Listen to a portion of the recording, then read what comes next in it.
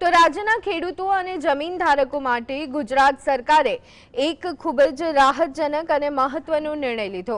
જમીનના આંતરિક વ્યવહારો, વારસાઈ અને હક કમીની પ્રક્રિયામાં અત્યાર સુધી લાગતી જંત્રી આધારિત મોટી સ્ટેમ્પ ડ્યુટીને બદલે હવે માત્ર ₹300ની ટોકન સ્ટેમ્પ ડ્યુટી વસૂલવાનો નિર્ણય લેવામાં આવ્યો છે।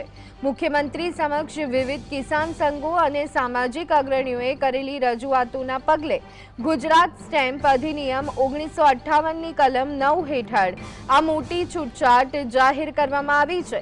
સ્ટેમ્પ ડ્યુટીમાં ઘટાડો થવાથી ખેતીની જમીનના કૌટુંબિક વ્યવહારો દસ્તાવેજી બનશે, જેનાથી ભવિષ્યના વિવાદો અને કોર્ટ કેસમાં મોટો ઘટાડો જોવા મળશે। ખેડૂતોને જંત્રી મુજબ લાખોની સ્ટેમ્પ ડ્યુટી ભરવામાંથી મુક્તિ મળશે।